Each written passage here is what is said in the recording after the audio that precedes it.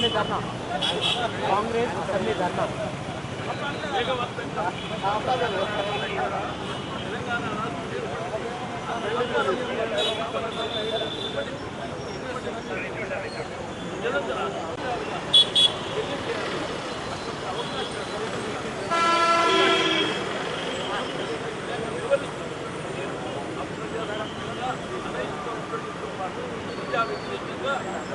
Fee reimbursement పూర్తి చేస్తామని చెప్పి మాట ఇచ్చిండు, మాట నిలబెట్టుకోలేదు.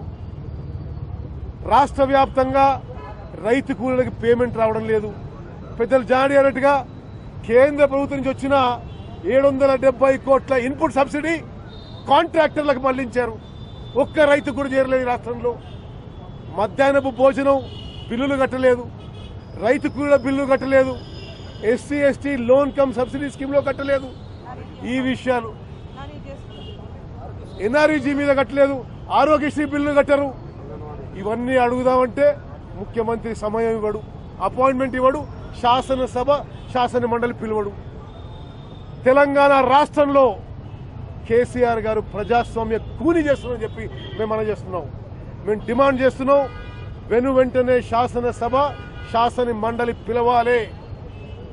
వారిచ్చిన మాట బడ్జెట్ సెషన్లో ఏ మాట అయితే ఇచ్చిండ్రో అది నిలబెట్టుకోవాలని చెప్పి డిమాండ్ చేస్తున్నాం. మరి శాసనసభ శాసన మండలి వెంటనే పిలవకుంటే మరి మా దీక్ష, మా ఉద్యమం, మా పోరాటం మరింత ఉధృతం చేస్తామని చెప్పి మనం చేస్తున్నాం. ఎప్పుడు మాట్లాడినా అబద్ధాలు. మేము మొదటిసారిగా ఎమ్మెల్యే మంత్రి అయినప్పుడు మాకు డాక్టర్ మర్రి చెన్నారెడ్డి గారు చెప్పే ఒక మాట, ఈ అసెంబ్లీ పవిత్రత ఏమంటే నువ్వు ముస్లిం ఉన్నావు, మసీద్ ఎట్లా ఉన్నదో, హిందూ ఉంటే మందిర్ ఎట్లా ఉన్నదో ఈ అసెంబ్లీ కూడా అంతే పవిత్రత ఉన్నది. ఇక్కడ ఏం మాట్లాడినా నిజం మాట్లాడండి. ప్రజలకు నమ్మకం అసెంబ్లీ నుంచి పోతే చాలా ప్రమాదం ఉంటుంది. కానీ ఈ ముఖ్యమంత్రి అయినప్పటి నుంచి అబద్ధాలు తప్ప, బయట అబద్ధాలు చెప్తే పర్వాలేదు, ఎలక్షన్లు చెప్పినా పర్వాలేదు, కానీ స్వయంగా అసెంబ్లీలో ముఖ్యమంత్రి అబద్ధాలు చెప్పి అసెంబ్లీతోని పారిపోతున్నారు, కౌన్సిల్తో పారిపోతున్నారు. ఫస్ట్ అసెంబ్లీ 17 దినాలు, రెండో అసెంబ్లీ 21 దినాలు, ఇది 14 దినాలే. 14 దినాల్లో ఏం మాట్లాడాలా? ఇన్ని సమస్యలు ఉన్నాయి, నూతన రాష్ట్రం ఉంది. ఈ రాష్ట్ర సమస్యలను మరి ఆయన ముందు తీసుకుపోదామంటే ఇక్కడ సమయం ఇయ్యడు, అసెంబ్లీ కౌన్సిల్ నడిపియరు, సెక్రటరియట్లో లేదు, క్యాంప్ ఆఫీసులో లేదు.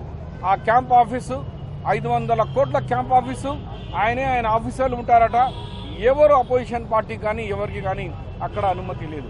అందుగురించి మేమేమనుకుంటున్నామంటే ఒక మనసులో ఒక మాట వస్తుంది, కేవలము శాసనసభ్యులు శాసన మండలి సభ్యులు భత్తాలకేనా జీతాలకేనా మేము రావాలా, జీతాలు తీసుకోవాలా, వెళ్ళిపోవాలా, ప్రజా సమస్యలు మాట్లాడద్దు. అలాంటి అసెంబ్లీ అలాంటి కౌన్సిల్ అయితే మరి అవసరమే లేదు. ఓన్లీ జీతాలు, ఓన్లీ భత్తాలు, ఈ ఫెసిలిటీస్కేనా? ఇలా ప్రజల సమస్యలు డిస్కస్ చేసేందుకు అసెంబ్లీలు కావాలా, కౌన్సిల్ కావాలా, కానీ జీతాలు భత్తాలకు మేము కాదు. ఇది పోరాడిన కాంగ్రెస్ పార్టీ, స్వతంత్రం ఇచ్చిన కాంగ్రెస్ పార్టీ, తెలంగాణ ఇచ్చిన కాంగ్రెస్ పార్టీ. కాబట్టి ప్రజల వైపులు ఉంటాం, ప్రజా సమస్యల మీద పోరాడతాం. ఒకవేళ ఇలాగే చేస్తే మరి మేము ప్రజల మధ్యలో పోతాం.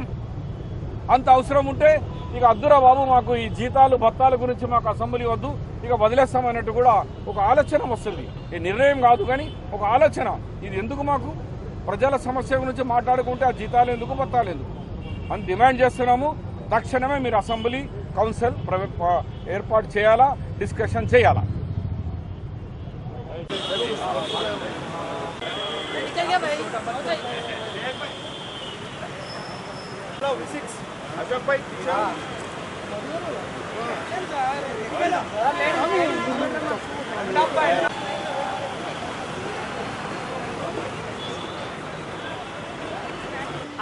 అవుతాం సార్.